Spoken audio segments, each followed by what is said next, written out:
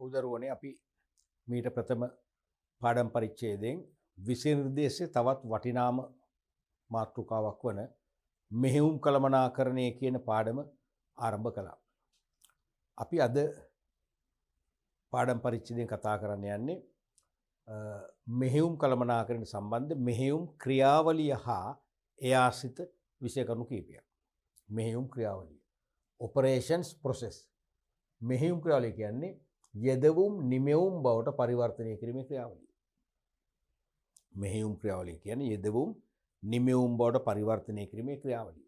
දැන් පොදුවේ මතකනේ පොදුවේ මෙහෙයුම් ක්‍රියාවලිය කියලා කියන්නේ නිෂ්පාදන ආයතනයකටම නෙවෙයි. නිෂ්පාදන ආයතනයක සේවා සපයන ආයතනයක් භාණ්ඩ අලෙවි කරන වෙළඳ ආයතනයක් වගේ එකක ප්‍රධාන ව්‍යාපාර කර්තව්‍යයෙන් අපි මෙහෙයුම් කාර්ය කියලා කියන්නේ. ඒ ප්‍රධාන ව්‍යාපාර කර්තව්‍ය සිදුවන ආකාරය ගලාගෙන යන ආකාරය තමයි මෙහෙයුම් ක්‍රියාවලිය කියලා කියන්නේ. හරිද?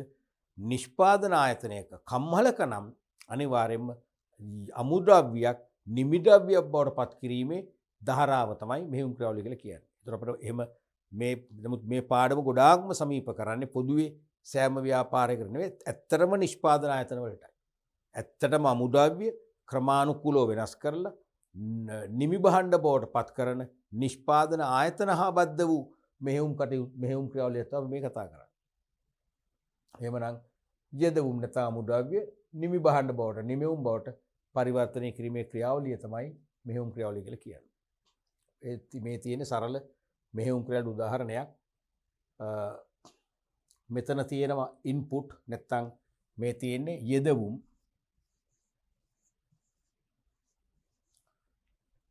මෙතන තියෙනවා පරිවර්තන ක්‍රියාවලිය. පරිවර්තන ක්‍රියාවලිය.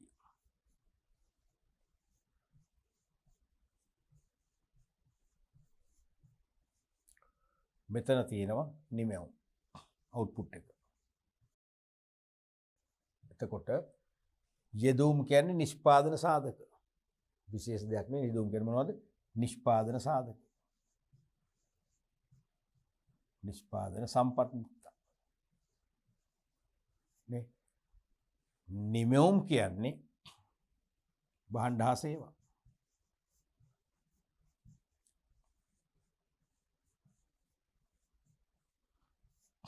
භාණ්ඩ හා සේවා. එනම් විවිධ යෙදවුම් තියෙනනේ මොනවද? land, labor, capital, entrepreneurship, time, information, knowledge මූලික වශයෙන් වගේ නිෂ්පාදන සාධක තියෙන භූමිය, ශ්‍රමය, ප්‍රාග්ධන, ව්‍යවසාය, කාලය, තොරතුරු, දැනුම ආදී වශයෙන්. එතකොට එළියට එනවා නිමෙවුම්. ඒ කියන්නේ විවිධ භාණ්ඩ හා සේවා. මැද තමයි වටිනාම කොටස තියෙන්නේ. මෙහෙයුම් ක්‍රියාවලියක හදවත හා සමානයි මැද කොටස. මොකද? conversion process එක. පරිවර්තන ක්‍රියාවලිය. තේරුණාද? ඒ කියන්නේ මේ යෙදවුම් ටික adjustment needed. යම් යම් වෙනස්කම් වලට ලක් කරන්න වෙනස්කම් වලට ලක් කරලා හෝ නැතුව හැම එකක්ම adjust කරන්න ඕනේ නැහැ. ලක් කරෝ නොකර පරිවර්තන ක්‍රියාවලියට භාජනය කරනවා. හරිද? ඒ පරිවර්තන ක්‍රියාවලිය තුල random fluctuation සිදු වෙනවා. ඒ කියන්නේ අහඹු වෙනස් වීම. අහඹු උස් පහත් වීම, අඩු වැඩි වීම වෙනවා. ඒ අඩු වැඩි වීම පවා ගලපමින් මේක ඇතුලේ තමයි මේ යෙදවුම් ක්‍රමානුකූලව එක් එක් අධීරයන් යටතේ වෙනස්කම් වලට භාජනය වෙන්නේ. භාජනය කරලා මොනිටර් අවුට්පුට් කියන්නේ මේකෙන් බිහි කරන නිමෙවුම වෙනම අවසන් පරීක්ෂාවකට ලක් කරලා අපේක්ෂිත ආකාරයෙන් සැලසුමෙන් අපේක්ෂා කළ ස්වභාවයෙන්ම භාණ්ඩයේ නිෂ්පාදනය වුණාද නැද්ද? හරිද? යම් යම් ඩැමේජස් තියෙනවද? එහෙනම් ඒවා අයින් කරනවා. අපේක්ෂිත ආකාරයෙන් වුණා නම් ඒව විතරක් තෝරලා එළියට අරගෙන යනවා. භාණ්ඩ ආසයෝසෙන් ගෙන නේවයි. ඩැමේජස් තියෙනවා ඒව නැවත ඊළඟ නිෂ්පාදන ක්‍රියාවලියේදී යෙදවුම් වශයෙන් මිශ්‍ර කරන්න ගන්නවා. නැත්නම් බැරි කරන විනාශ කරලා දානවා. නැත්නම් ඒකෙන් වෙන බයි ප්‍රොඩක්ට් එකක් හදනවා.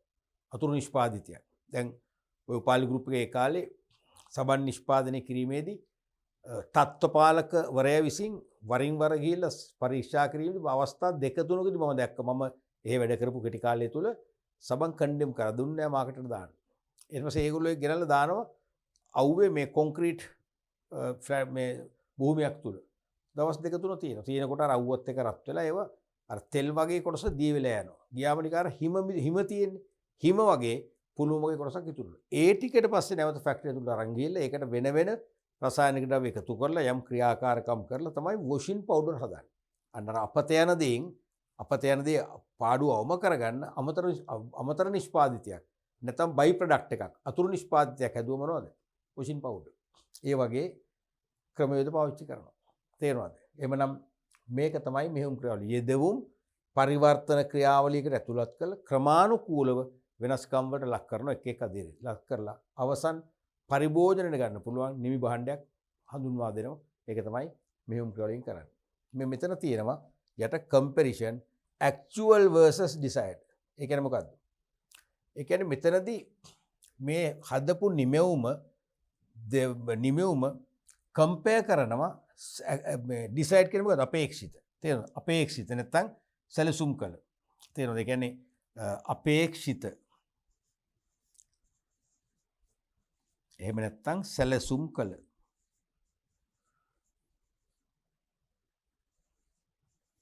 අපේක්ෂිත නැත්නම් සැලසුම් කළ නිමැවුම් සමග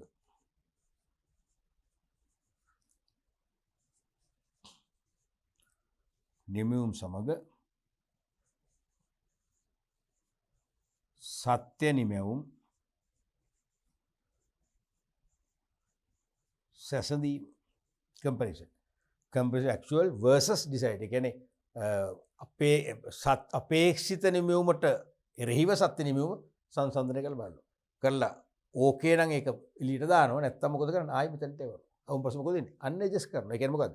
ඒ අඩුපාඩු තිබේ නම් අපේක්ෂිත ආකාරයටම හැදිලා නැහැ. තවත් දුර්වලතාවක් දෝෂ තියෙනවා. එහෙනම් ඒ දෝෂ තමයි මෙතන මේ ඇඩ්ජස්ට්මන්ට් නීඩ් කියන එක. දෝෂ නිවැරදි කරලා නැවත එළියට දානවා. හරිනේ? right. අපි බලමු ඊළඟට යෙදවුම් ඉන්පුට්ස්. බොහොම ලේසි. මේ මෙහෙයුම් ක්‍රියාවලිය යෙදවුම් කියන්නේ මොනවද? යෙදවුම් කියන්නේ ඔබට මේ මෙන්න මෙහෙම ගේන්න පුළුවන්. වම් පැත්තේ ඉඳන් දකුණු පැත්තට යන්නත් පුළුවන්. දකුණු ඉඳන් වමට එන්නත් පුළුවන්. අපි මුලින් වමට යන්කෝ. නැත්නම් වඩා හොඳයි දකුණු පැත්තේ ඉඳන් එනවනම්. නිමෙවුම් මෙතන භාණ්ඩාසේව නිමෙවුම් බිහි කිරීමට පරිවර්තන ක්‍රියාවලියට ඇතුළත් කරන විවිධ වූ නිෂ්පාදන සම්පත් තමයි දුම් කියන්නේ. ඒක තමයි හොඳම අර්ථකථනය. මෙහි ඉඳන් යනකොට වඩා. තේරුණාද? නැත්නම් යෙදවුම් වශයෙන් පරිවර්තන ක්‍රියාවලියට ඇතුළත් කර ක්‍රමානුකූලව වෙනස් කර නිමි භාණ්ඩ බවට පත් කිරීමට යොදා ගන්න දේ කියන්න පුළුවන්. ඊට වඩා පැහැදිලි මේ පැත්තෙන් එන එක. තේරුම් දකුණු ඉඳන් එන එක. දකුණු ඉඳන් වමට. නිමෙවුම් බිහි කිරීමට පරිවර්තන ක්‍රියාවලියට ඇතුළත් කර එක් එක් අධීරයන් හිදී ක්‍රමානුකූල වෙනස්කම් වලට ලක් කර නිමෙවුම් බිහි කිරීමට භාවිතා කරන නැත්නම් ලබා දෙන නැත්නම් උකහා ගන්නා සියලුම නිෂ්පාදන සාධක නිෂ්පාදන සම්පත් තමයි යෙදවුම් කියන්නේ. අපි එක ලියලා ඉඳමුකෝ. නිමැවුම් බිහි කිරීමට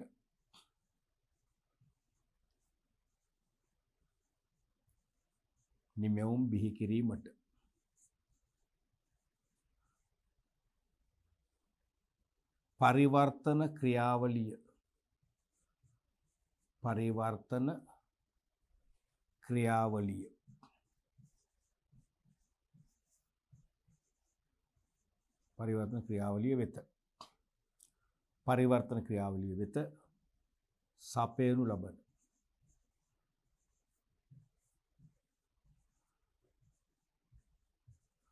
ලබන විවිධ වූ නිෂ්පාදන සම්පත්ති නැත්නම් නිෂ්පාදන සාධක. එහෙනම් නිමෙවුම් ඒකත් බලමු අපස්සට. මෙතනනේ. එහෙනම් ඒක මෙහෙ දාගෙන එක ලේසියිනේ. නිෂ්පාදන සම්පත් පරිවර්තන ක්‍රියාවලියට ඇතුළත් කර එක් එක් අධීරයන් හිදී ක්‍රමානුකූලව වෙනස්කම් වලට ලක් කර මිනිස් වුමනා තෘප්තිමත් කළ හැකි භාණ්ඩ හා සේවා බිහි කරොත් ඒක තමයි නිමෙවුම් කියන්නේ. අමතක කරන්න අපි හයිලයිට් කරන්න ඕනේ මිනිස් වුමනා තෘප්තිමත් කළ හැකි. දැන් මම අලුත් ආකර්ෂණීය වෙනුමක් තියෙන අලංකාර වූ භාණ්ඩයක් හදනවා. හැබැයි භාණ්ඩය ඕගොල්ලෝ කියන ඕගොල්ලෝ භාෂාව මොකද? මෙලෝ රහක් නැහැ කියන්නේ. තේරෙනවද? ඔබේ වුමනා තෘප්තිමත් කරන කිසිම දායකත්වයක් දෙන්නේ නැත්නම් එන එක නිමවන්නේ නෙවෙයි. බහණ්ඩ වලට අපි මාකටිං පාඩමේදී කතා කරනවා ප්‍රොඩක්ට් එකක මූලික ලක්ෂණයක් තමයි ඉලක්ක ගනුදෙනුකරුවන්ගේ වුමනා තෘප්තිමත් කරන්න සමත් වෙන්න ඕන. ඒක තමයි අංක 1. වෙන මොන අවශ්‍යතාවය තුනක් වැඩක් නැහැ. ඉලක්ක ගනුදෙනුකරුගේ වුමනා තෘප්තිමත් කරන්න බැරි නම් තේරෙනවද?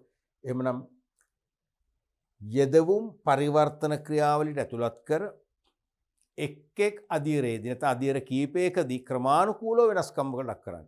ආවට ගන්න නෙවෙයි ක්‍රමානුකූලව වෙනස්කම් වලට භාජනය කර වුමනා තෘප්තිමත් කළ හැකි. නැත්නම් වඩා හොඳයි ඉලක්ක ගනුදෙනුකරුවන්ගේ වුමනා තෘප්තිමත් කළ හැකි භාණ්ඩ හා සේවා බිහි කළොත් ඒක තමයි නිමවුම් කියන්නේ. ඒ අදහස ලියුණා ඇති. නිෂ්පාදන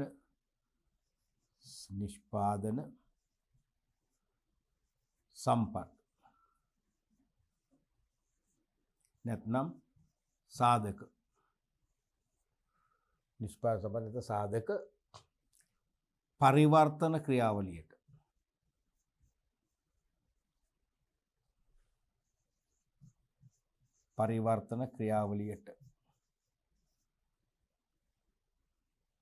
ඇතුළත් කර එක්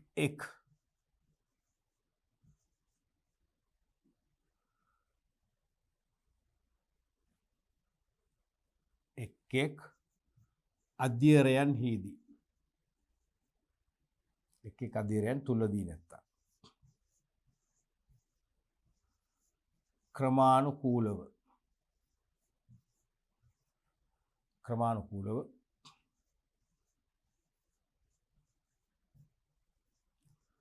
වෙනස්කම් වලට ලක් කර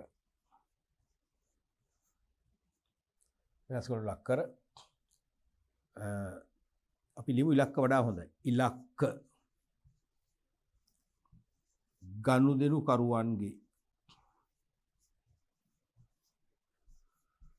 ඉලක්ක ගනුදෙනුකරුවන්ගේ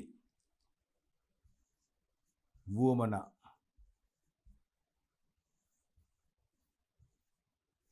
තෘප්තිමත් කළ හැකි වන පරිදි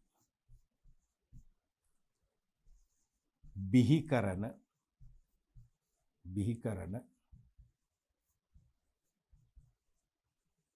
භාණ්ඩ හා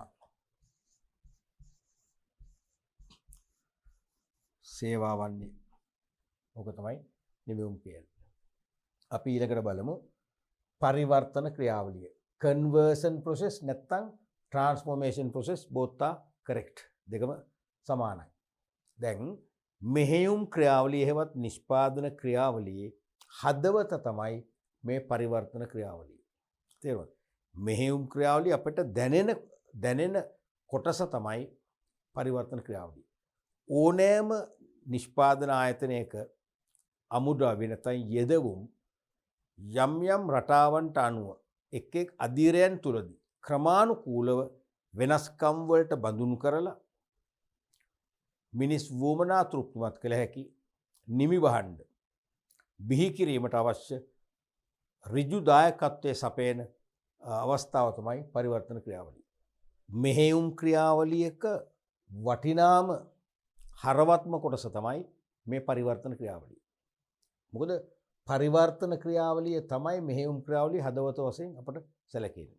මොකද ඕනෑම නිෂ්පාදන ආයතනයක යෙදවුමක් එක් අධීරයන් තුලදී ක්‍රමානුකූලව වෙනස්කම් වලට භාජනය කරලා ඒ වෙනස්කම් තුලින් ගනුදෙනුකරුවන්ගේ වුවමනා තෘප්තිමත් කළ හැකි භාණ්ඩ හා සේවා නිෂ්පාදනය කර දීමේ ඍජු වගකීම අනිවාර්ය වගකීම ඉෂ්ට කරන්නේ පරිවර්තන ක්‍රියාවලිය මගින්. ඒ නිසා අත්‍තරම මෙහෙයුම් ක්‍රියාවලියක හදවත තමයි බරම කොටස තමයි පරිවර්තන ක්‍රියාවලිය. ඒතර මේ පරිවර්තන ක්‍රියාවලිය කොහොම සමහර අයගේ මතයක් තියෙනවා. දැන් මේ වගේ උදාහරණයක් වශයෙන්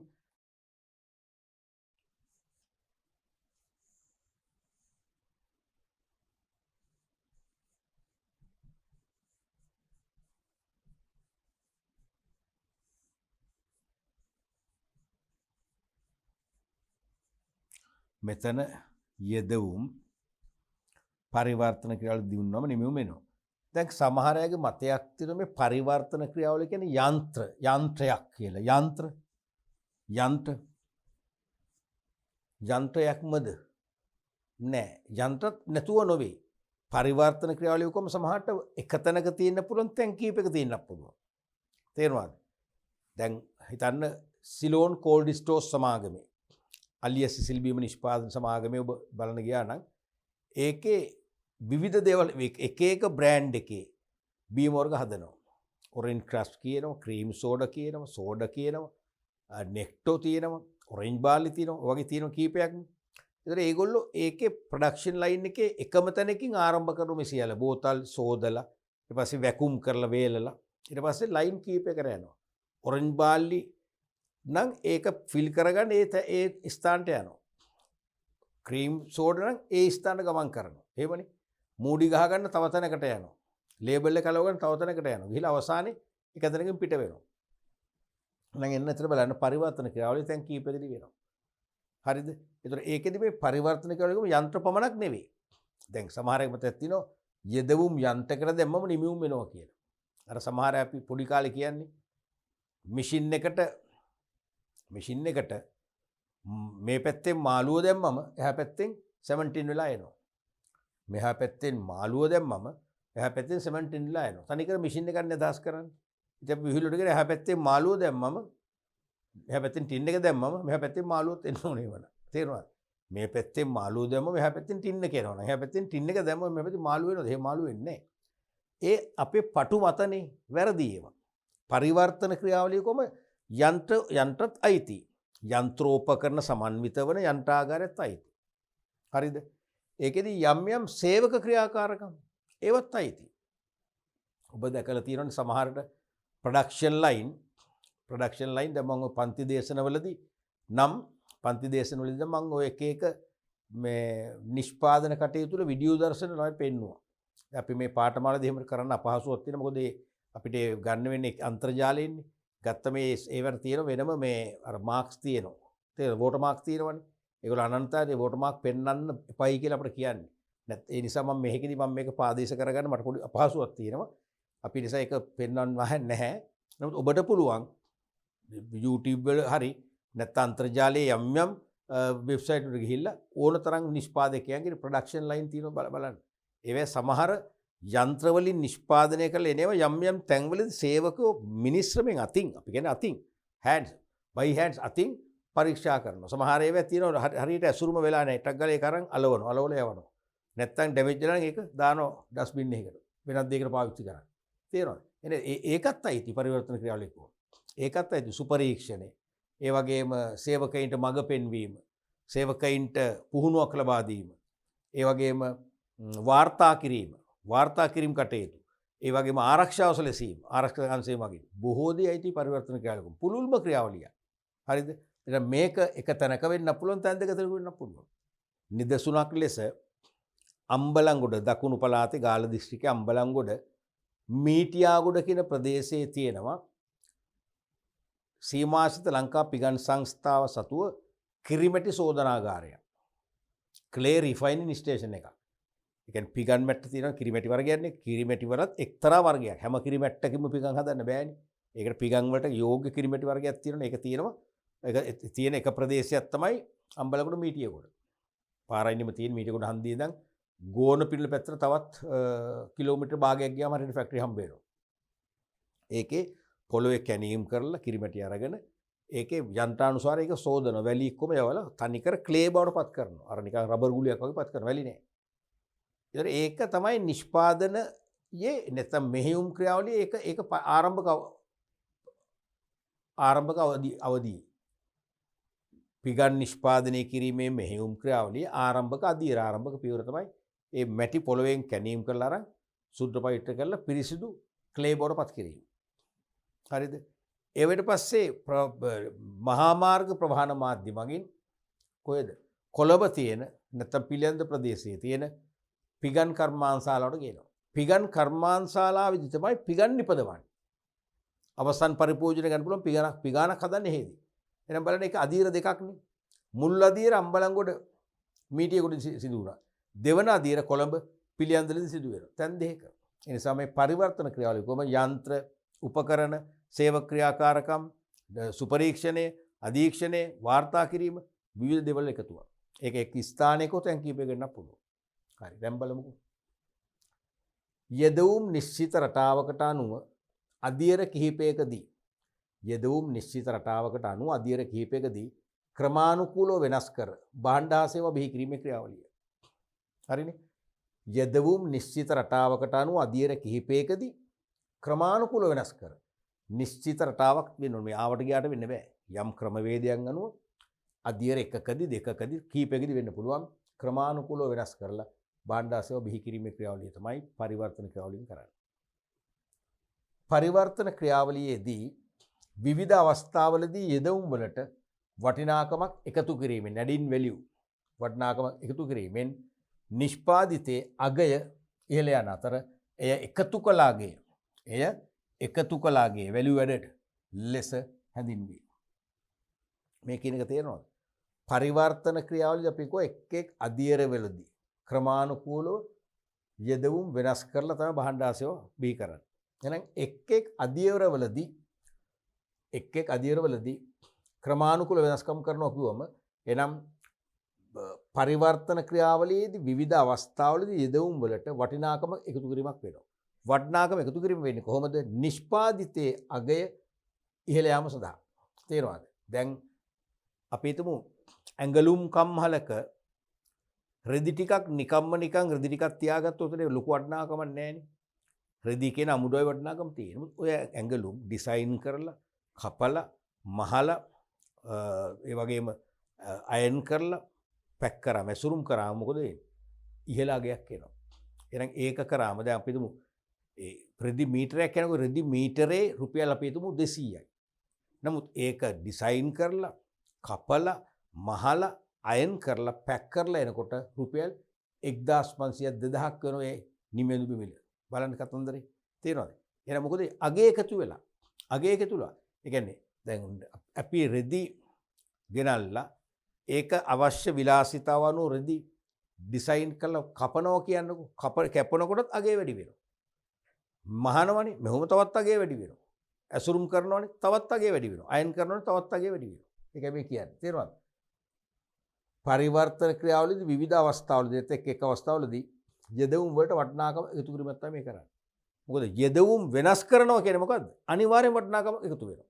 යෙදවුම් වෙනස් කරනවා කියන්නේ අනිවාර්යෙන් වටිනාකම එකතු වෙනවා. තේරෙනවද? අපිට නිකන් අපේ තමු රෙදි කැබැල්ලක් මිලදී ගන්නවට වඩා අපිත් අනුමාන කරන ඇඟලුම් වර්ගයක් පිටුම් කුඩා ළමුන්ගේ ඇඳුම් විලාසිතාවක් කියලා කුඩා ළමුන්ට අපි හිතමු කමීස වර්ගයක් කියලා. ඉතින් අපිත් අපේක්ෂාව කරන ඒ කමීස වර්ගය. ඒ කමීසෙට අදාළ ඩිසයින් එක හදලා ඒ රෙදි කපලක් දීලා තියෙන්නේ. එහෙනම් අපිට තියෙන මහන්න විතරයි. අපිට රෙදි කැපීමේ තාක්ෂණයක් නැහැ. මහන්න විතරයි තියෙන්නේ. එහෙනම් අපිට දැන් කපලා නෙදෙන්නේ. එහෙනම් අනිවාර්යයෙන්ම අපිට රෙද්දේ මිල රුපියල් 200 නම් අපිට 200 වෙන්නේ දෙන්නේ. අපිට දෙන රුපියල් 500කට. 300ක් ඒගොල්ලන් ලාභයි. අන්නේ කපපු ගම මොකද වෙන්නේ? අන්න වටිනාකම එකතු වුණා. තේරෙනවද? වටිනාකම එකතු වුණා. වටිනාකම ඉහළ ගියා. ඒකයි කියන්නේ යෙදවුම් වලට වටිනාකම එකතු කිරීමෙන් නිෂ්පාදිත අගයේ ඉහළ යන අතර එකතු කළාගේ ලෙස හැඳින්වේ. උදාහරණයක් වශයෙන් ඇඟලුම් නිපදවීමේදී රෙදි කැපීම. කැපීම නිසා දැන් රෙදි කැපුවම රෙද්දක මිල රෙදි මීටරයක මිල රුපියල් 200 නම් කැපුවම පස්සේ 250ක් වෙනවා. මැසීම මැසුවම පස්සේ රුපියල් 550ක් වෙනවා. මැදීම 650ක් වෙනවා. ඇසිරීම 850ක් වෙනවා. එහෙම නෙවෙන්නේ.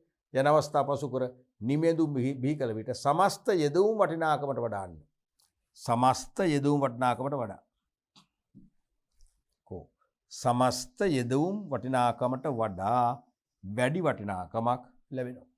ඕක තමයි වෙන්නේ. නම් පරිවර්තන ක්‍රියාවලියේදී එක් අධිරයන් වලදී යෙදවුම් ක්‍රමානුකූලව වෙනස් කිරීමෙන් කරන්නේ අගේ එකතු කිරීමක් කරන්නේ. තේරෙනවද? ඒකෙන් වෙන්නේ මොකද්ද? සමස්ත නිමීමේ මොකද වෙන්නේ? එකතු කළාගේ ඉහළ ගිහිල්ලා ඉහළම වටිනාකමක් ලැබෙනවා. වැඩිම මිලකට භාණ්ඩ ආසව විකුණා ගන්න පුළුවන්කම ලැබෙනවා. එහෙනම් පරිවර්තන ක්‍රියාවලියෙන් තමයි යෙදවුමට වටිනාකම් එකතු කරලා ඉහළ අගයක් සහිත ඉහළ මිලක් සහිත භාණ්ඩය නිමි භාණ්ඩයක් බවට පරිවර්තනය කිරීමේ අවස්ථාව උදා කර දෙන්නේ පරිවර්තන ක්‍රියාවලිය මගින්. පැහැදිලිනේ? අපි බලමු ඊළඟට මෙහෙයුම් කළමනාකරණයේ කාර්යයන්. මෙහෙයුම් කළමනාකරණයේ කාර්යයන්. මූලික කාර්යයන් 5ක් තියෙනවා. එකක් තමයි නිෂ්පාදන ඉංජිනේරුකරණය ප්‍රොඩක්ෂන් ඉංජිනියරින්. ඊළඟට නිෂ්පාදන සැලසුම්කරණය ප්‍රොඩක්ෂන් ප්ලෑනින්. ඊළඟට ද්‍රව්‍ය මිලදී ගැනීම පර්චේසින් නැත්නම් මැටීරියල් පර්චේසින්. අනික නිෂ්පාදන පාලනය ප්‍රොඩක්ෂන් කොන්ට්‍රෝලින්. අනික පර්යේෂණ හා සංවර්ධනය research and development. Research and development වගේ මෙහෙයුම් කළමනාකරණයේ කාර්යයන් මතක තියාගන්න 5ක් තියෙනවා. ඕක කෙටි නිශ්චිත පිළිතුරු අපේක්ෂා කරන ප්‍රශ්න වල නිතර අහනවා. තේරෙනවද? කෙටි නිශ්චිත පිළිතුරු අපේක්ෂා කරන අර සැපීම් වර්ගයේ කෙටි ප්‍රශ්න 10ට නිතර අහන එක තමයි මෙහෙයුම් කළමනාකරණයේ කාර්යයන් 5. නිෂ්පාදන ඉංජිනේරුකරණය, නිෂ්පාදන සැලසුම්කරණය, ද්‍රව්‍ය මිලදී ගැනීම, නිෂ්පාදන පාලනය, පර්යේෂණ සංවර්ධන. මතකයිනි? right. එතකොට දැන් මේ මෙහෙයුම් කළමනාකරණය තුල දරුවනේ ඊළඟට පාඩම දිගහැරෙන්නේ මෙන්න මේ මාතෘකාව පහරා.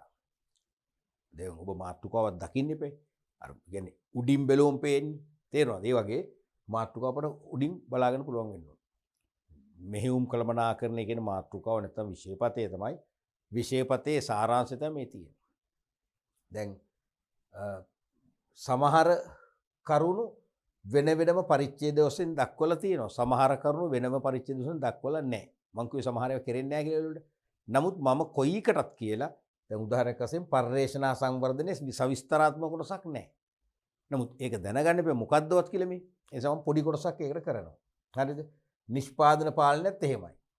නිෂ්පාදන පාලනෙත් සමහර කොටස් තියෙනවා සමහර කොටස් නැහැ. ඒ නැති එකත් මම චුට්ටක් පෙන්නනවා. එතකොට ඔබට නිකන් සැකයක් නැති වෙනවනේ.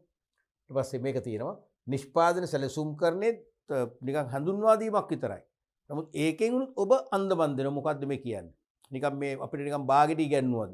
මේගොල්ලෝ විෂය හංගනවද? ඒතර මාවත් සැක කරනවා.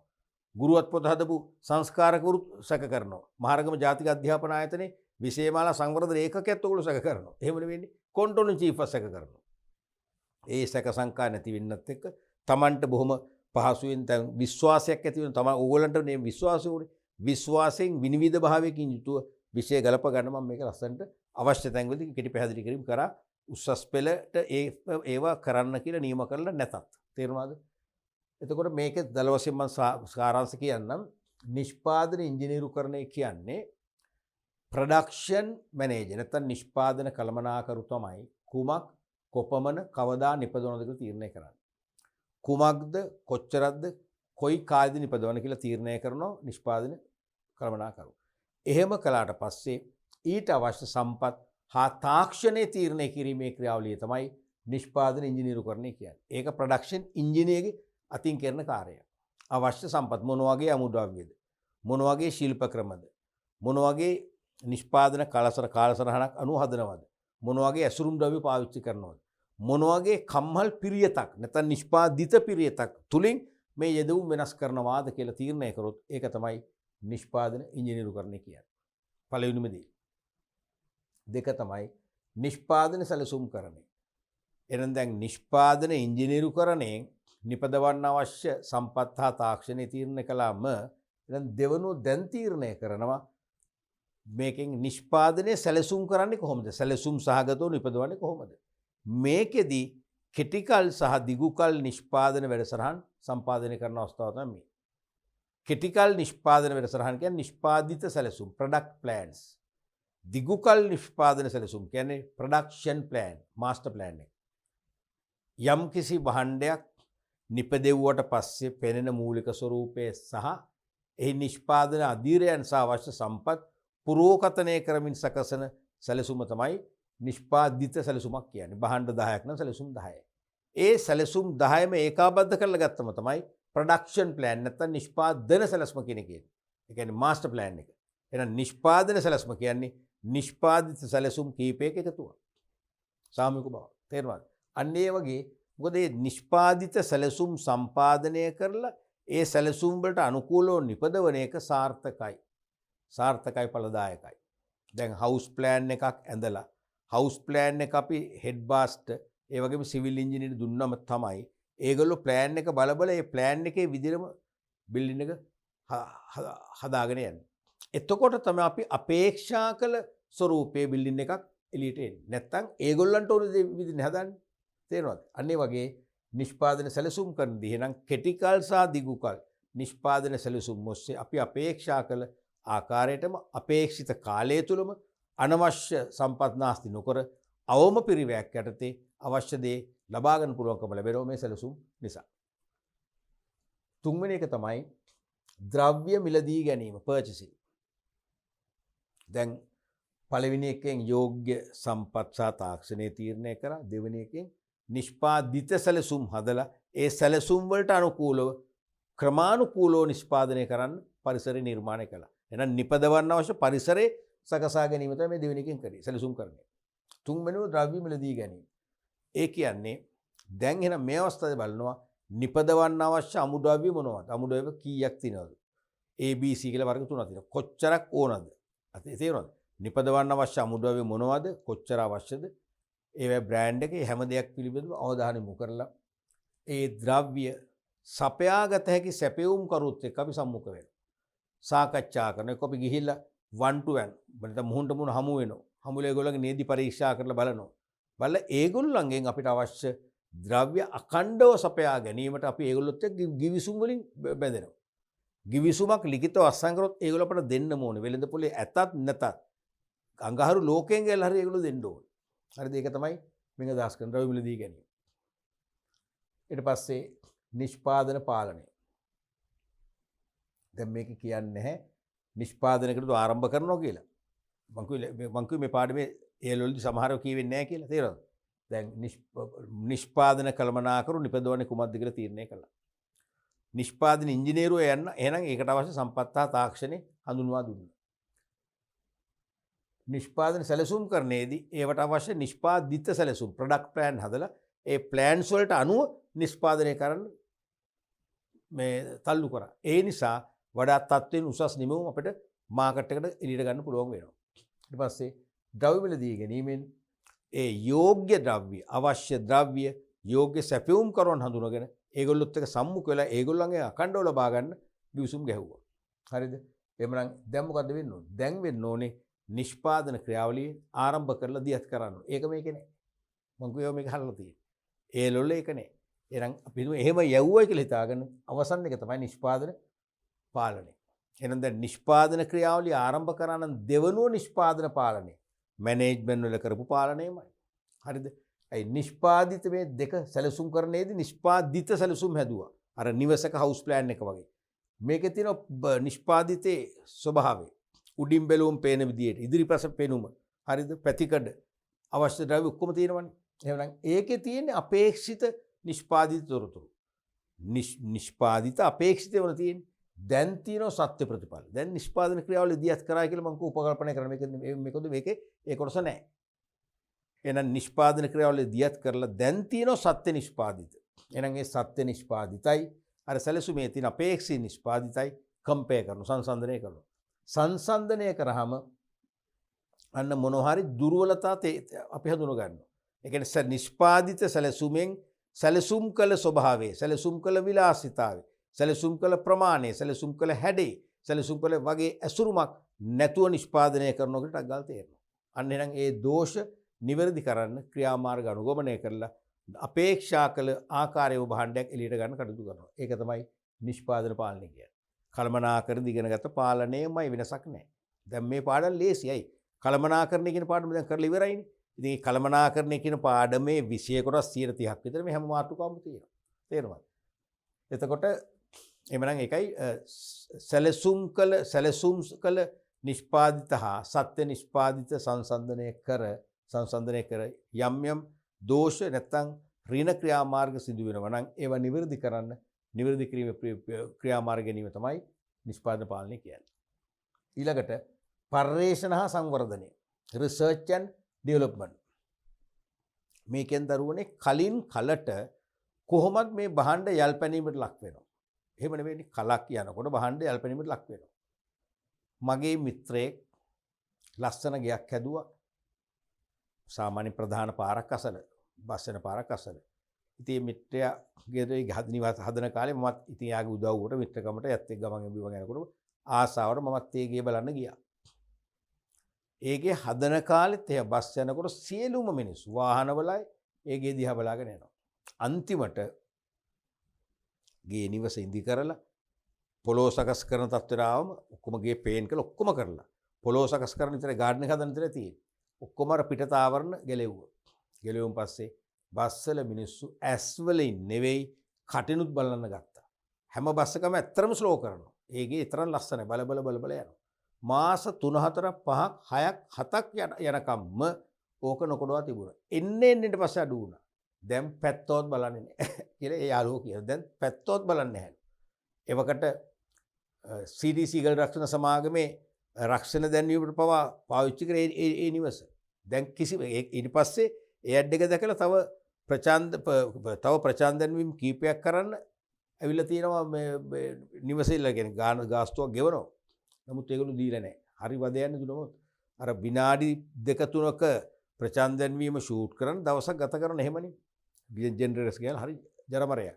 ඉතින් මම කියන්න ගියේ ඒගේ හදන කාලේ හදපු අලුත හැමදෙනාම බලන දැන් කිසි කෙනෙක් බලන්නේ. ඇයි? දැන් පරණ වෙලා. දැන් ඒගොල්ලෝ අලුත් දෙයක් බලන්න ඕන. නේ ඒ වගේ එනම් ඕනෑම භාණ්ඩික තත්ත්වය ඕකයි. ඕනෑම නිෂ්පාදිතයක් කාලයගේ අවයමෙන් in course of time ජල් පැනීමට ලක් වෙනවා. වෙළඳපොළ නැත්තම් මිනිස්සු ඒක පරිභෝජනය කිරීම ප්‍රතික්ෂේප කරනවා. හරිද? එහෙමනම් එදාට ඉල්ලුම අඩු වෙලා අපේ ව්‍යාපාරයේ පාඩු ලබල බංකොලොත් වල යන්න පුළුවන්. එහෙම තත්වයක් ඇති නොවන තමයි කල්ැතුව පර්යේෂණ කර රිසර්ච්. කල්ැතුව පර්යේෂණ. පර්යේෂණ කියන්නේ ගැඹුරෙන් වෙළඳපොළ අධ්‍යයනය කරනවා. කරලා බලනවා දැන් අපේ නිෂ්පාදිතයට තාම එදා වගේම කැමැත්ත තියෙනවද? ඉල්ලුම අඩු වෙලාද? අඩුනේ මොකක් නිසාද? මිල නිසාද? කලට වෙලාවට සැපයුමක් නැති නිසාද? බහන්න හිඟ වෙන නිසාද? තේරෙනවද? අන්න ඔක්කොම හොයලා බලන එක තමයි පරිශන කියන්නේ. කරලා අඩුපාඩු තිබේ නම් ඒ අඩුපාඩු නිවැරදි කිරීමට ක්‍රියාමාර්ග ගන්නවා. අඩුපාඩු නිවැරදි කිරීමේ ක්‍රියාමාර්ග ගත්තම නැවත අලුතෙන්ම වගේ ඉල්ලුමක් ඇති වෙනවා.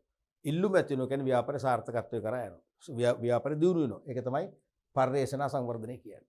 ඕ වගේ මෙහෙයුම් කළමනාකරන මූලික විෂයක පතේ ඕ වගේ කාණ්ඩ 5කට බෙදෙනවා. අපි බලමු ඊළඟ මාතෘකාවත්. ඔන්න පළවෙනි එක අපි ගන්නවා දැන්. දැන් මම කවර පහම සිලබස් එකේ නේ මම මේ පහම අඩු ගන්න කෙටියෙන් හරි හඳුන්වා දීමක් කරනවා. එතකොට තමන්ට මැච් කරගන්න ලේසියිනේ. නැත්නම් ඕගොල්ලෝ අන්දමන්ද වෙනවා. බලන්න නිෂ්පාදන ඉංජිනේරු කරන එක අර නිෂ්පාදන සැලසුම් කරන්නේ නැහැ. ඒ වගේ එකක්. ඒක මම පහම කරනවා. නිෂ්පාදන ඉංජිනේරු කරන්නේ ප්‍රොඩක්ෂන් ඉංජිනේරින්. මොකද මේ කියන්නේ?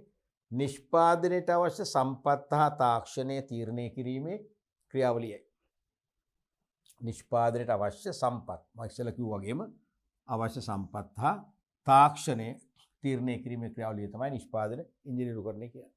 ප්‍රොඩක්ෂන් මැනේජර් නිපදවන්නේ මොනවද කොච්චරද කියලා තීරණය කරලා පස්සේ ඒ සඳහා අවශ්‍ය සම්පත් කියන්නේ විවිධ මුද්‍රාව්‍ය ඇසුරුම් ද්‍රව්‍ය මොනවද තාක්ෂණය මොකක්ද අවශ්‍ය කියලා තීරණය කරනවා. ඒක තමයි නිෂ්පාදන ඉංජිනේරුකරණය කියන්නේ. එහෙනම් නිෂ්පාදනයට අවශ්‍ය සම්පත් හා තාක්ෂණය තීරණය කිරීමේ ක්‍රියාවලියයි. ඊට පහත දැක්වෙන ප්‍රධාන කාර්ය නායකත්වය. ඔන්න එහෙනම් නිෂ්පාදන ඉංජිනේරුකරණය කියන්නේ සම්පත් හා තාක්ෂණය තීරණය කිරීම නම් ඒ තීරණය තුළ ඒ ක්‍රියාවට අදාළ ඒ ක්‍රියාවලියට අදාළ පියවර කීපයක් තියෙනවා. පළවෙනි එක තමයි නිෂ්පාදන ක්‍රියාවලිය සැලසුම් කිරීම. එහෙනම් නිෂ්පාදන ඉංජිනේරුකරණයට අයිති එක කාර්යයක් එක පියවරක් තමයි නිෂ්පාදන ක්‍රියාවලිය සැලසුම් කිරීම. තේරෙනවද? නිෂ්පාදන ක්‍රියාවලිය සැලසුම් කිරීම. design in the production process එක. මේ කියන්නේ නිෂ්පාදනය කරන දේවල් තීරණය කරලා හරිද යන්ත්‍රාගාර ඇති කරලා කම්මල ස්ථාපිත කරලා එක්කම ටික. එච්චර ඕනේ එච්චර ගැඹුරු හිතන්න ඕනේ නැහැ. පළවෙනිම දේ නිෂ්පාදන ක්‍රියාවලිය සැලසුම් කරනවා. දෙවනුව අවශ්‍ය යන්ත්‍රාගාර හා යන්ත්‍රෝපකරණ තීරණය කරනවා. මොකද මොන වගේ යන්ත්‍රාගාරයක් මොන වගේ කම්හල් පිරියතක් ඇතුළේද මේ නිෂ්පාදනය කිරීම සුදුසු වෙන්නේ. මොන වගේ යන්ත්‍රෝපකරණ භාවිතා කරන්න වෙනවද මේකේ නිමෙවුම ගුණාත්මක හදන්න. මොකද ඇතැම් භාණ්ඩ නිපදවන්න ඒ සඳහා විශේෂිත වූ යන්ත්‍රෝපකරණ ඕනේ. අපි වරදවා අපට නොගැලපෙන යන්ත්‍රෝපකරණ පාවිච්චි කළොත් අපි අනවශ්‍ය පිරිවැයක් නාස්ති කළා වෙනවා. අනික නිෂ්පාදනයේ බාල වෙනවා. වෙළඳ පොලේ විකිණෙන්නේ නැතුව යනවා. එහෙනම් වෙළඳ පොළ අපිට සපයන්නත් බැරි වෙලා යනවා. ඒ වගේ එහෙනම් නිවැරදි යන්ත්‍ර තෝරගන්න. මොකද නිවැරදිම යන්ත්‍රයෙන් නිෂ්පාදනය කළොත් තමයි ගුණත්වය වැඩි වෙන්නේ. නාස්ති අඩු වෙන්නේ. නාස්ති අඩු කරලා වැඩි ඒකක ප්‍රමාණයක් හදන්න පුළුවන්. ඒ නිසා සාපේක්ෂව අඩු මිලට සපයන්න පුළුවන්. අඩු මිලට සපයන නිසා විශාල පාරිභෝගික පිරිසක් මිලදී ගැනීමට එනවා. එහෙනම් අපේ විකුණුම් ශාලාව වර්ධනය වෙනවා. ඒ නිසා අවශ්‍ය යන්ත්‍රාගාර කියන්නේ කම්මල්මයි ආ. කලබලෙට පිමි වචන වලට. කම්හල හෝ කම්හල්. යන්ත්‍රෝපකරණ තීරණය කිරීම. අනික නිෂ්පාදන කාලසටහන් සැකසීම. ප්‍රොඩක්ෂන් රොස්ටර්ස් කියන්නේ අතිශය වැදගත් නිෂ්පාදන කාලසටහන් හදන එක. දැන් අපි හිතමු කිසියම් කම්හලක එක අංශයක x කියන භාණ්ඩය නිපද වෙනවා. හරිද? මේක වෙන්නේ අදියර කීපයකින්. අපි හිතමු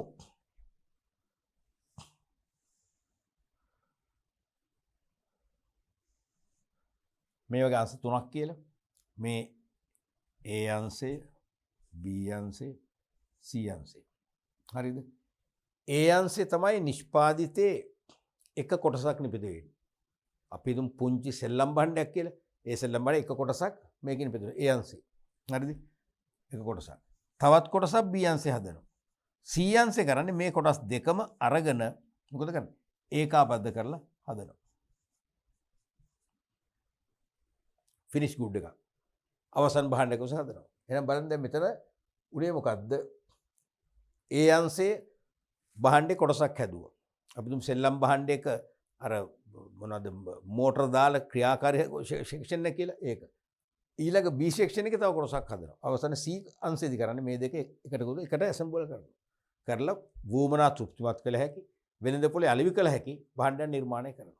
එහෙනම් ඒකෙදී අපි අවශ්‍ය වෙලාවට හදන්නත් ඕනේ. වෙළඳ පොළට විකිණෙන්නේ නැති වෙලාවට දීලා වැඩක් නැහැ. වෙළඳ පොලේ විකිණෙන ඍතු ආරම්භ කරන විටම බහන සපයන්න. ඒ සඳහා අපි කාලසටහන් පාවිච්චි කරනවා. ප්‍රොඩක්ෂන් රොස්ටර්ස්. ඒ කියන්නේ නම් ඒ අංශයේදී කළ යුතු කාර්ය දින කීයකින් කළ යුතුද? අපි හිතමු දින 5යි. දින 5යි. B අංශයෙන් නිම කළ යුතු කාර්ය අපි හිතමු දින 3යි. C අංශයෙන් කරන කාර්ය දින 10යි. එමිතන්නකෝ. අන්න එහෙනම් මේක තමයි ප්‍රොඩක්ෂන් රොස්ටර්ස් කියන්නේ නිෂ්පාදන කාලසටහන. මේ කාලසටහන හැදුවම කාලසටහනට අනුවම වැඩ කරවන්න පුළුවන්. එහෙනම් මේක අපි දින කීයෙන්ද? දින 5න් නේ. ඔව් දින 5න්. දින 5න්.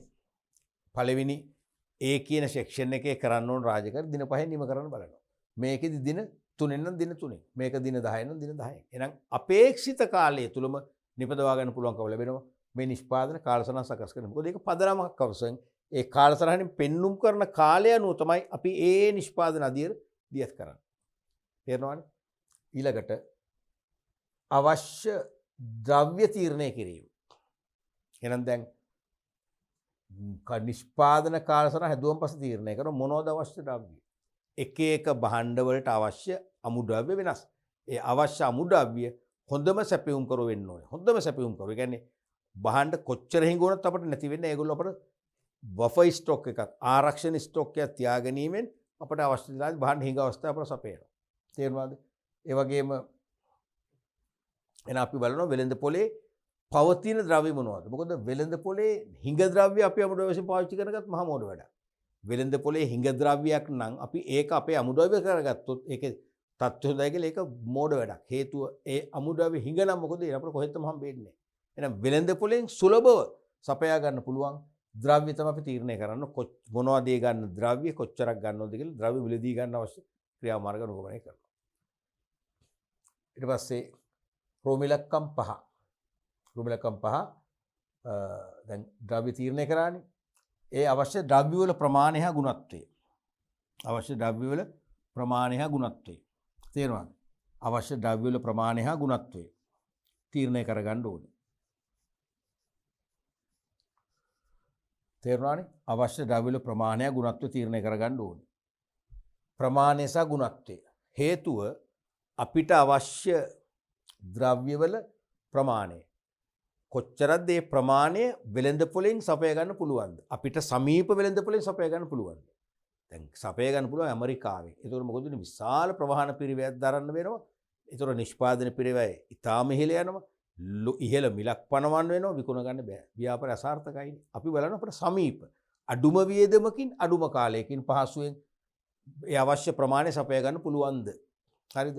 ඒත් එක්කම අපි අපේක්ෂා කරන ගුණත්වයෙන් යුත් ද්‍රව්‍ය සපයා ගන්න පුළුවන්. මොකද නිෂ්පාදන ඉංජිනේරුවරයා බලන්නේ පුළුවන් තරම් ගුණත්වය ආරක්ෂා කරන්නනේ. එහෙනම් අනිවාර්යයෙන් තත්ත්වයෙන් උසස් අමුද්‍රව්‍ය වෙන්න ඕනේ. තත්ත්වයෙන් උසස් ද්‍රව්‍ය තමයි ඕනේ අපිට අවශ්‍ය ප්‍රමාණය සපයා ගන්නත් ඕනේ. එහෙනම් නිෂ්පාදන ඉංජිනේරුවරයා විසින් නියම කරන ද්‍රව්‍ය හැර වෙන ද්‍රව්‍ය පාවිච්චි කරන්න හොඳ නැහැ. එයා නිර්දේශ කරන ද්‍රව්‍ය භාණ්ඩයේ ගුණත්වයේ ඉහළ දැමීමට හේතු වන ද්‍රව්‍ය නිසා ඒ ද්‍රව්‍යම පාවිච්චි කරන්න ඕනේ. එහෙනම් ඒ ද්‍රව්‍ය වල ගුණත්වය අපට අවශ්‍ය ප්‍රමාණය සපයාගත හැකිද? වෙළඳපොලේ තියනවද කියලා අපි අනිවාර්යයෙන්ම අවධානය යොමු කරන්න ඕනේ.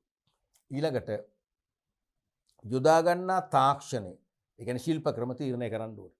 මොන වගේ ශිල්ප ක්‍රමද? උදාහරණයක් වශයෙන් ශ්‍රම සූක්ෂම ශිල්ප ක්‍රමද? ප්‍රාග්ධන සූක්ෂම ශිල්ප ක්‍රමද? ඒ කියන්නේ යන්ත්‍රෝපකරණ මෙවලම් වැඩිපුර පාවිච්චි කරන යාන්ත්‍රික ක්‍රමද? නැත්නම් මිනිස් ශ්‍රමය පාවිච්චි කරන අපි කියන්නේ මැනුවල් සිස්ටම් කියලා මැනුවල් සිස්ටම්ද ඒ අවශ්‍ය තාක්ෂණය තීරණය කරන්න ඕනේ. තේරෙනවද? ඊට අමතරව දැන් මේකට අයිති දැන් මේ මූලික ටිකනේ. දැන් කම්හල් පිරියත තීරණය කරන්නේත් මෙයාම තමයි. මේ පිරියත මේකට අයිති. අවශ්‍ය යන්ත්‍රාගාර යන්ත්‍රෝපකරණ තියෙනවා. මේකටම අයිති කම්හල් පිරියත කියන එකත් අයිති. තේරෙනවද? ඕකම තියෙනවා කම්හල් පිරියත කියන එක.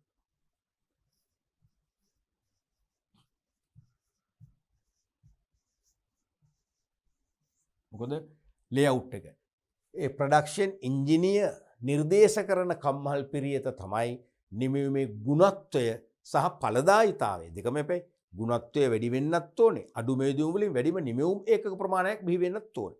එහෙනම් ගුණත්වය සහ ඵලදායීතාව වර්ධනය කරන කම්හල් පිරියතත් මේක ඇතුළෙම තියෙන යන්ත්‍රාගාරය කිව්වොත්. තේරෙනවද?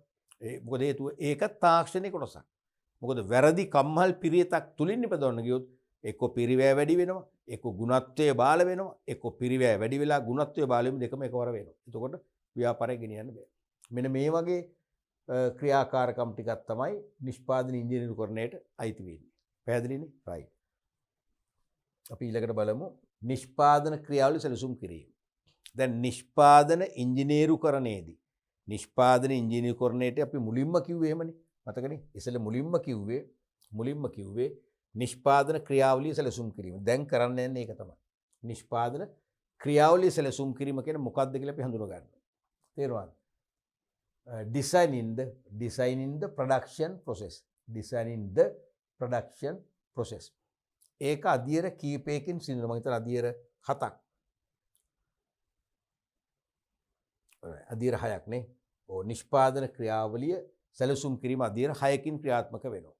එකක් තමයි අවශ්‍ය ද්‍රව්‍ය සැපයුම් කරුවන් මෙන්ම නිමැවුම් බෙදා හැරීමේ නියෝජිතයන් සමග ගිවිසුම් වලට එළඹීම.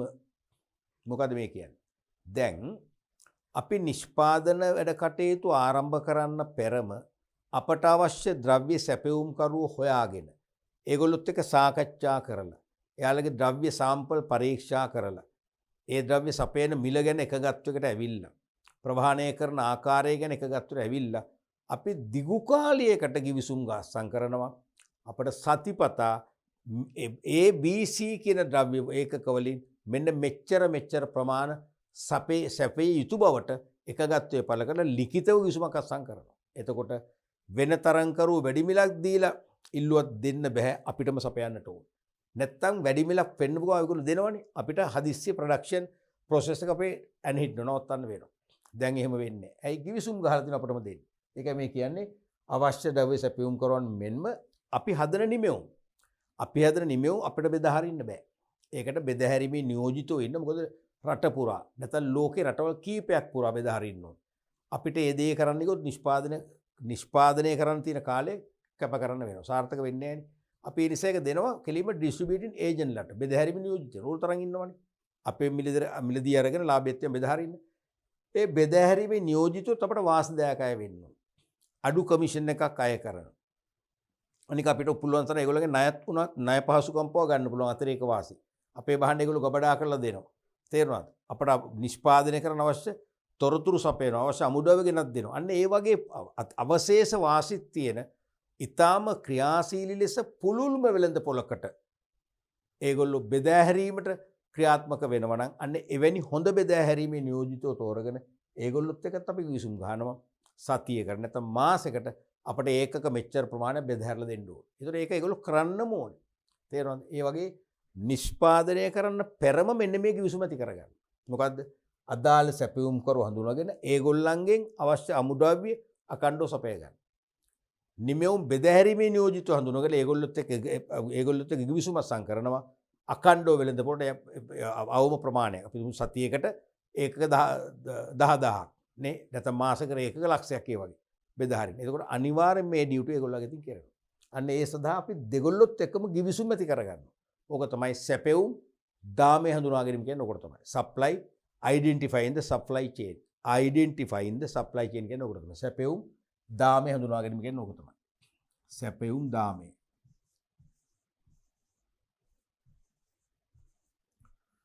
සැපෙවුම් දාමේ supply chain එක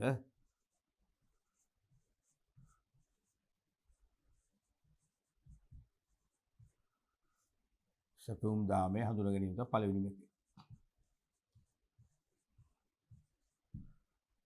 සැපෙවුම් දාමේ හඳුනා ගැනීම. පැහැදිලිනේ? ඊළඟට දෙවැනි එක තමයි පෙර ඇනවුම් ලැබෙමින් පවතින ඇනවුම් නව වෙළඳපොළ කොටස් තරඟකරුවන් ඉවත්ව යාම ආදී සාධක මත නිපද විය යුතු ප්‍රමාණය තීරණය කිරීම සඳහා අවශ්‍ය ඉල්ලුම තීරණය කිරීම. එහෙනම් අපි මුලින්ම සප්ලයි චේන් එක හදාගත්තා. අමුද්‍රව්‍ය සැපයුම් කරොත් එක ගිවිසුම් ගහගත්තා අකණ්ඩව සපයන්න. අපේ නිමි භාණ්ඩ බෙදා හැරීමේ නියෝජිතයන් සමග ගිවිසුම් ගහගත්තා අකණ්ඩව වෙළඳපොළ බෙදා හරින්න. දැන් එන අපේ භාණ්ඩ කියන්නේ ගොඩ ගහන්නේ අපට හොඳ ක්‍රියාශීලී නිෂ්පාදන ක්‍රියාවලියක් ඔපරේට් කරන්න පුළුවන්. දැන් දෙවනුව කරන්න ඕනේ අවශ්‍ය ඉල්ලුම තීරණය කරනවා. ඒ කියන්නේ මොකද්ද මේ? ඉල්ලුම පුරෝකතනය. ෆෝකාස්ටින් ඩිමාන්ඩ් කියන එක. ඉල්ලුම පුරෝකතනය කිරීම මේ කියන්නේ. ඉල්ලුම පුරෝකතනය කිරීම. ඉල්ලුම පුරෝකතනය කිරීම.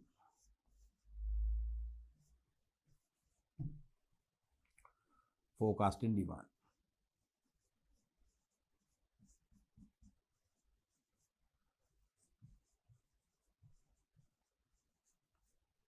ෆෝකාස්ටින් ඩිමාන්ඩ්. දැන් ඒකත් බලන්න දැන් අපි කොච්චරක් ඉල්ලුමක් ලැබෙයිද කියලා දන්නේ නැතුව හදන්න බෑනේ. දැන් ඔයගොල්ලෝ බේකරියක් කරා කියනකො බේකරි ප්‍රොඩක්ට්ස් ඕගොල්ලෝගේ බේකරියේ පාන් නිෂ්පාදනය කරන්නේ පාන් ගෙඩි 100ද 500ද 1000ද කියලා තියෙන ඉල්ලුම ගැන හිතන්න එපා. ඉල්ලුම ගැන හිතන්නතු අපි නිකම්ම පාන් ගෙඩි 10000ක් කියලා හදාගන්නවා. තේරෙන්නේ නැහැ. තේරුමක් නැහැනේ විකිනෙන්නේ නැහැනේ. එහෙනම් බලනවා පෙර ඇනුම් අපිට මේට කලින් අවුරුදු වල ලැබුණ ඇනුම් ඒවා අපට අනිවාර්යයෙන්ම ලැබෙයි. ඒ වගේම ලැබෙමින් පවතින ඇනුම්. ඒ කියන්නේ අලුතෙන් ලැබෙන ඇනුම්. දැන් අලුතෙන් තව ඇනුම් වෙනවා. පරණ ඇනුම් තියෙන අලුතෙන් ඇනුම් වෙනවා. අනික නව වෙළඳපොළ කොටස්. ඒ කියන්නේ අලුතෙන් අපට ගැනුම් කරු කණ්ඩායම වශයෙන් එනවා අපි වහන් වල දී ගන්න. අලුත් වෙළඳපොළ කොටස්. එහෙනම් තව ඉල්ලුම වැඩි වෙනවා. අනික තරංකරු නිවත් යාම. තව අපිට අපේ කර්මාන්තයේ තරංකරු දෙන්නේ කිවත් වෙලා ගියා. එහෙනම් ඒගොල්ලන්ගේ මිලදී ගත්තත් අපි ළඟට එනවා. එහෙනම් අපි ඒකට අපි ඒ ඉල්ලුම ගැන හිතන්න ඕනේ. ආදී සාධක මත නිපද විය යුතු ප්‍රමාණය තීරණය කරන්න අවශ්‍ය ඉල්ලුම 탁සේරු කරනවා. ඉල්ලුම පුරෝගතනය කරනවා. ඒක අවශ්‍යමයි. මොකද ඉල්ලුම අපි හඳුනගත්තොත් තමයි ඉතුරු ටික අපිට තීරණය කරන්න පුළුවන්. එහෙනම් තුන්වෙනි එක තමයි ඉල්ලුම අනුව කම්හල, ගබඩා, යන්ත්‍ර, තාක්ෂණය හා සේවකයින් යන සාධක ඔස්සේ අවශ්‍ය භාණ්ඩ ප්‍රමාණය නිපදවීමට ඇති හැකියාව තීරණය කිරීම. තේරෙනවද? එහෙනම් ඉල්ලුම අපි හිතමු සතියකට ඒකක 10000ක් කියලා නැත්නම් ඒකක ලක්ෂයක් කියන්නකෝ. තේරෙනවද? එහෙමනම් ඒ ඉල්ලුම අනුව බලනවා කම්හලයි. කම්හල් ධාරිතාව ඇතිද? සතියකට ලක්ෂයක් හදන්න. අනික ගබඩා. ඒ ලක්ෂයක් හදන අවශ්‍ය අමුද්‍රව්‍ය එක්රැස් කරගන්න ගබඩා ධාරිතාවත් මේ ගබඩා ධාරිතාව ඇතිද? යන්ත්‍ර ධාරිතාව ඇතිද? මේ තියෙන යන්ත්‍ර ධාරිතාවෙම කැපැසිටි එකෙන්ම ඒකක ලක්ෂයක් හදන්න පුළුවන්ද? අනික තාක්ෂණය. ඒ කියන්නේ ශිල්ප ක්‍රම. අනික සේවකයින් මේ ඒකක සතියකට ඒකක ලක්ෂයක් හදන්න අවශ්‍ය පුහුණු ශ්‍රමිකයෝ දැනුමක් තියෙන අපි ළඟ ඉන්නවද? පිටතින් ගන්න වෙයිද? තේරෙනවද? සාධක ඔස්සේ අවශ්‍ය භාණ්ඩ ප්‍රමාණය නිපදවීමට ඇති හැකියාව තීරණය කරනවා. මොකද මේ කියන්නේ? නිෂ්පාදන ධාරිතාවය. ධාරිතාවයේ තීරණය කිරීම තමයි මේ කියන්නේ. තේරුණාද? එහෙනම් අපි මේකට දියමු ධාරිතාව සැලසුම් කිරීම කියලා. ධාරිතාව සැලසුම් කිරීම.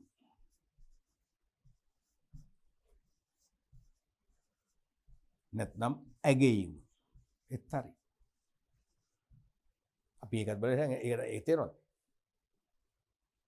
අපි ඉල්ලුම පුරෝකතනය කිරීමෙන් අපි ඉල්ලුම පුරෝකතනය කිරීමෙන් බැලුවේ ඕක තමයි. ඉල්ලුම පුරෝකතනය කරගත්ත නිසා අපි අපේක්ෂිත ඉල්ලුමට මුහුණ දෙන්න අපට නිෂ්පාදන ධාරිතාවේ ප්‍රමාණවත්ද, කම්හල, ගබඩා, යන්ත්‍ර, උපකරණ, සේවකයන් කියන සම්පත් ප්‍රමාණවත්ද කියලා තීරණය කිරීම තමයි මේකෙන් බලන්නේ. අපි ඊළඟට බලමු අමුද්‍රව්‍ය ලබා ගැනීමේ පහසුව, වෙළඳ පොළට සමීප බව, නිෂ්පාදන පරිසරය, යටිතල පහසුකම්, ආරක්ෂාවාදී සාධක මත කම්හල සහ කාර්යාල පිහිටුවීමට සුදුසු ස්ථාන තීරණය කිරීම. එහෙනම් දැන් අපි බලමු ඊළඟට කම්හල සහ කම්හල ඇතුළු කාර්යාල හොඳම ස්ථානක පිහිටවන්න ඕනේ. කොහෙද පිහිටවන්නේ කියලා තීරණය කරනවා. තේරෙනවද? ඒ කියන්නේ අනිවාර්යයෙන්ම අමුද්‍රව්‍ය ලබා ගැනීම පහසු තියෙනවා. කම්හල ස්ථානගත කරන්න අමුද්‍රව්‍ය අඩුම කාලයකින් අඩුම ප්‍රවාහන පිරිවැයකින් ගෙන්න ගන්න පුළුවන් තැනක්. අමුද්‍රව්‍ය ලබා ගැනීම පහසුයි. වෙළඳ පොළ සමීප බව. වෙළඳ පොළ සමීප ස්ථානයක් වෙන්නත් ඕනේ. අපි තුමු අපේ නිෂ්පාදිත මිලදී ගන්න විදේශ රටවල ගැනුම් කරුවෝ නම් එහෙනම් විදේශ රටේ නේ වෙළඳ පොළ තියෙන්නේ. විදේශ වෙළඳ පොළ සමීප තැන මොකද්ද? එයාපෝට් එක. මිසක් අපිට එතනට යන්න බෑනේ. එයාපෝට් එක නැත්තම් නැවෙන් ගෙනෙනවා වරාය ළඟ. ඒ වගේ සමීපව වෙන්න ඕනේ. අනික නිෂ්පාදන පරිසරය. නිෂ්පාදන පරිසරය. ඒ කියන්නේ මේ නිෂ්පාදන පරිසරය නිෂ්පාදන ක්‍රියාවලට උචිතද? බාහිරින් ඇතිවන මොනවද තර්ජන අඩු වැඩි වශයෙන් එනවාද? ඒ තර්ජනවලට මුහුණ දෙන්න පුළුවන්ද? මොකද අපි මේ නිෂ්පාදනය කරන්න පරිසරයේ අපි හිතමු භාවනා මධ්‍යස්ථාන තියෙනවා. අපි ගිහිල්ලා ඕකාස්සේ කම්මලක් ස්ථාපිත කරමු මොකද වෙන්නේ? භාවනා මධ්‍යස්ථානයේ නිසංසල බවට හානියක්. ඒගොල්ලන්ගේ නෛතික චෝදනා එනවා. අන්න ඒව ගැන හිතන්න ඕනේ. අනික යටිතල පහසුකම්. යටිතල පහසුකම් නැත්තම් කම්මල ස්ථාපිත කරලා වැඩකුත් නැහැ කරත් රන් කරන්නත් බෑ. මොනවද? ප්‍රවාහන පහසුකම්, sannivedanaye, ප්‍රමාණවත් බලශක්ති පහසුකම්, විශේෂම 3 phase විදුලිය තේරෙනවද? ඒ වගේ ඒ පහසුකම් තියෙන තැනකුත් වෙන්න ඕනේ. අනික ආරක්ෂාව, පොදු ආරක්ෂාව. ඒ කියන්නේ සොර සතුරන් ගෙන් ආරක්ෂා වන තැනක්. ස්වභාවික විපත්, ගංගා පිටාර ගැලීමෙන්, ජල ගැලීම් වලින් වගේ හානි සිදු වෙන්න බැරි තැනක්. තේරෙනවද? සුරක්ෂිත තැනක් වෙන්නත් ඕනේ. වගේ වගේ සාධක මත කම්මල සාකාරයාල සුදුසු ස්ථානයක පිහිටවන්න තීරණය කරනවා. ඒකට තේරෙනවද? ඒ කියන්නේ මොකද්ද? අපි ඒකට කියමු පිරියත පහසුකම් සැලසුම් කිරීම කියලා. ඔව්. පිරියත පහසුකම් නේ. පිරියත පහසුකම්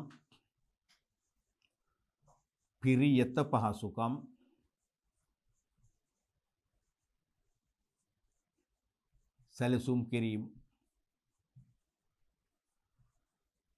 පිරියත පහසුකම් සැලසුම් කිරීම.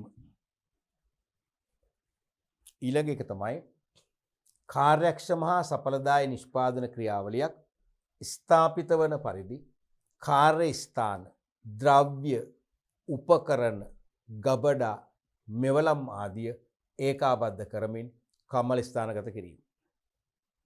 එහෙනම් ඊළඟ ස්ටෙප් එක තමයි කම්මල ස්ථානගත කිරීම. දැන් මේ කිව්වේ පිරියත පහසුකම් සැලසුම් කිරීම. ඒ කියන්නේ කම්මල ස්ථානගත කරන පහසුකම් ඇති ස්ථානයක් හඳුනා ගැනීම කියන එක. තේරෙනවද? පහසුකම් ඇති ස්ථානයක් හඳුනා ගැනීම. ඔන්න අපි එහෙම ලියන්න පුළුවන් ඔන්න. එහෙමත් ලියන්න පුළුවන්. තේරෙනවද? පහසුකම් ඇති ස්ථානයක් හඳුනා ගැනීම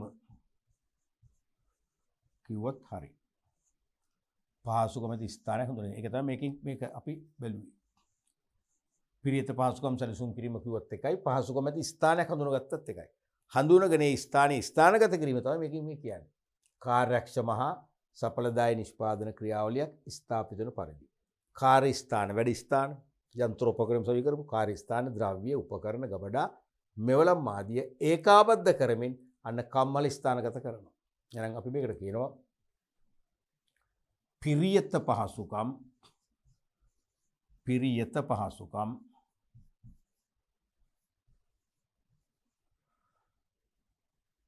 සැලසීම මේ සැලසුම් කිරීම මේ සැලසීම කියන්නේ කම්හල ස්ථානගත කිරීම කියන එක. නැත්තම් කම්හල් පිහිටුවීම ස්ථානගත කිරීම.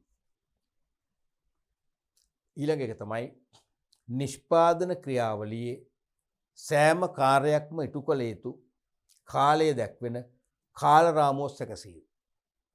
තේරුණාද?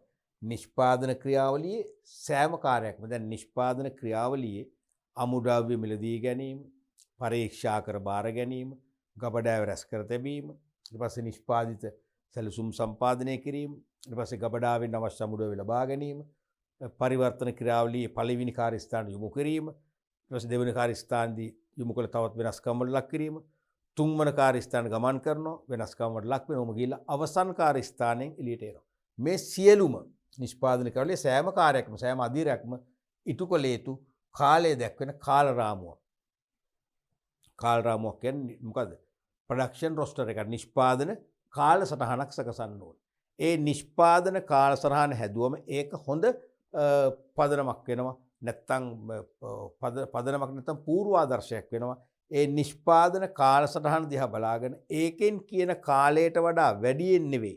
හැකිනම් අඩු කරගෙන උපරිම ඒ පෙන්눔 කරන කාල සීමාව ඉඳගෙන ප්‍රොඩක්ෂන් එක කරන්න. නැත්තම් අනවශ්‍ය විදිහට කාලේ නාස්ති කිරීමකුත් වෙනවනේ. ඒක අපි ඒකට කියනවා නිෂ්පාදන කාලසටහන් සැකසීම. නිෂ්පාදන කාලසටහන් සැකසීම. නිෂ්පාදන කාලසටහන් සැකසීම. තේරුණානේ? ඔන්න වගේ ප්‍රධාන වශයෙන් අපි නිෂ්පාදන ක්‍රියාවලිය සැලසුම් කිරීමේදී මූලික කොටස් අපි 6ක් කරන්න වෙනවා. මතකනේ 6? මුලින්ම අපි කිව්වේ සැපෙවුම් දාමේ හඳුනා ගන්නවා සප්ලයි චේන් එක. ඊට පස්සේ ඉල්ලුම පුරෝකතනය කරනවා. ඊට පස්සේ ධාරිතාව සැලසුම් කරනවා. ඊට පස්සේ පිරියත පහසුකම් සැලසුම් කරනවා. කියන්නේ කම්මල් සහ කාර්යාල ස්ථානගත කරන සුදුසු ස්ථාන තීරණය කරනවා සාධක කීපයක් ඔස්සේ. ඊට පස්සේ පිරියත පහසුකම් සැලසීම නැත්නම් කම්මල් ස්ථාපිත කිරීම. කම්මල පිහිටුවීම. ඊට පස්සේ නිෂ්පාදන ක්‍රියාවලියේ සෑම කාර්යයක්ම ඊටාම නියමිත වේලාව තුළම ඉෂ්ට කරන්න පුළුවන් වන විදියට කාල රාමුව සැකසීම හේවත් නිෂ්පාදන කාලසටහන් සම්පාදනය කිරීම. ඒ වගේ නිෂ්පාදන ඉංජිනේරුකරණේ නිෂ්පාදන ක්‍රියාවලිය සැලසුම් කිරීම කියන එක අනිවාර්යයෙන්ම ඔය වගේ ප්‍රධාන අධ්‍යයන කීපයකින් ක්‍රියාත්මක වෙනවා. එහෙමනම් දරුවනේ අපි අද පාඩම් පරිච්ඡේදෙනුත් මෙහෙයුම් කළමනාකරණට අදාළ වැදගත්ම සංකල්ප කීපයක් කතා කරා. විශේෂයෙන්ම මෙහෙයුම් කළමනාකරණයට අයිති මූලික කළමනාකරණ කාර්යයන් 5 හඳුන්වා දුන්නා. ඒකිනුත් නිෂ්පාදන ඉංජිනේරුකරණය කියන පළවෙනි කාර්යභාරය අපි විස්තර කරලා පෙන්නුවා. අපි මෙහෙයුම් කළමනාකරණ ඉතුරු කාර්යභාරයන් ටික ඊළඟ පරිච්ඡේදෙදි කතා කරන්න බලාපොරොත්තු වෙනවා.